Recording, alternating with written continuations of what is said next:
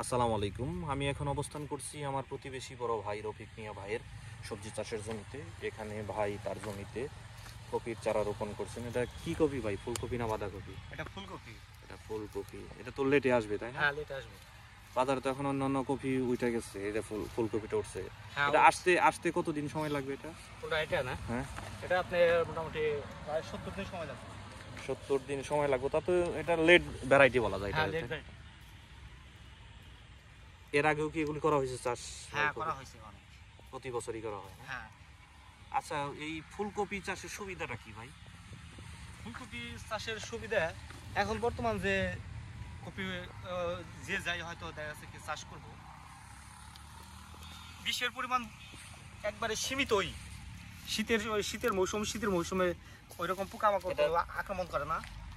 হ্যাঁ, আর ফুলকপি চাষের সুবিধা হলো আমি যত বীজ চারা রোপণ করতেছি ওই তত বীজ হিসাবেই আমার দেখা যাচ্ছে কি পরবর্তী হয়তো দেখা যাচ্ছে কি যে হিসাবটা টাকা পয়সা ওই হিসাবটা থেকে যায়। আচ্ছা, জমি প্রস্তুত করতে গেলে ফুলকপিতে কি কি করতে হয়? চাষ কয়টা লাগে, সার কি পরিমাণ লাগে? আপনার জমি প্রস্তুত করতে গেলে মাটির উপর হইলেও আপনার নির্ভর। যদি কিনা হয়তো দোআঁশ মাটি হয়, বেলে দোআঁশ বা হয়তো এমনি দোআঁশ মাটি, তাহলে হয়তো দেখা যাচ্ছে চাষ করতে কিছু চাষ কম লাগবে। আর যদি কিনা হয়তো এঁটেল মাটি হয় তাহলে এঁটেল মাটিতে রোপণ না করাই ভালো। তবে দোআঁশ মাটিতেই ভালো হয়। হ্যাঁ হ্যাঁ, দোআঁশ মাটিতেই ভালো হয়। চাষ অন্যান্য সবজি বা হয়তো দেখা যাচ্ছে কি কৃষিকাজে যেভাবে হয়তো দেখা যাচ্ছে সার প্রয়োগ করা হয় ওই একইভাবে শতাংশে তাতে কি পরিমাণ লাগে সার? শতাংশে সার আপনার 4 কেজির মতো প্রায় টোটাল। 4 কেজি কি কি দিতে হয়? আর জিপ সার, ডিএপি, ডিআইপি, তারপরে ইউরিয়া সার। আর এগুলি কি মাটিতে দিয়ে বপন করতে হয় না পরে দিতে হয়? আপনার ইউরিয়া সার বিশেষ করে পরে দেওয়া হয়। আর ডিএপি, পটাশ, ডিআইপি বা পটাশ অন্যান্য সার যা আছে ওগুলা ডাইরেক্ট মাটিতে জমি তৈরি করার সময় দিতে হয়।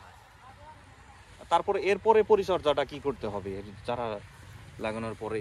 চারা লাগানোর পর আপনার এই সমস্ত যদি কিনা কোনো ক্রমে হয়তো দেখা গেছে কি সেচের প্রয়োজন হয়, দেবে। সেচ না প্রয়োজন হয়ই নাই আমাদের জমিতে এরকম। আর দেখা গেছে কি আপনার দেখা গেছে 1 সপ্তাহ পর পর হয়তো কীটনাশক ব্যবহার বা ভিটামিন ব্যবহার করা দিতে হয়। আচ্ছা, এটা কতটুকু দূরত্বে দিতে হইতেছে? এটা আপনার হাত দিয়ে পাশে আছে 1.5 হাত। এই পাশে একটু হাত দিয়ে একটু দেখি। এই দেখেন পুরো। হ্যাঁ, এখানে 1.5 হাত। আর এইদিকে আছে 1 হাত চারা থেকে চারা দূরত্ব 1 হাত সোয়া হাত। 1 হাত থেকে সোয়া হাত আছে হইতেছে একটা থেকে আরেকটার দূরত্ব, তাই না? হ্যাঁ।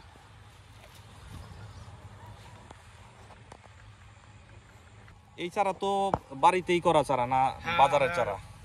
বাড়ির সেটা তৈরি করা। আচ্ছা, বাড়িতে করা আর বাজার থেকে কিনে আনার মধ্যে পার্থক্য কতটুকু ভাই?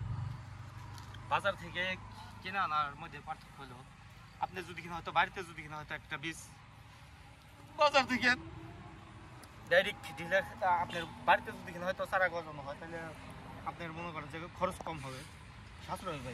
আর আসলে নিজে কি জাতের বীজটা দিলাম এটাও বোঝা গেল, তাই না? হ্যাঁ। আর বাজার থেকে কিনা আনলে আপনার মনে করেন যে হয়তো মিক্সারিং হয়তো দেখা যাচ্ছে কি একজন আছে হয়তো এই থাইলের দুইটা ওই থাইলের এক কটা ওই থাইলের কটা মিশিয়ে বিভিন্ন মিশ্রণ হয়ে যায়, তাই না? হ্যাঁ। এই যে দেখুন, এই পাশটাতে গাছ সুন্দরভাবে সারিবদ্ধভাবে লাগানো হয়ে গেছে।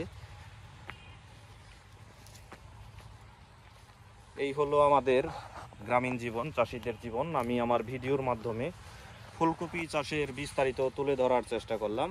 তো ধন্যবাদ ভাই, ধন্যবাদ সবাইকে যারা ধৈর্য ধরে আমার এই ভিডিওটি উপভোগ করলেন।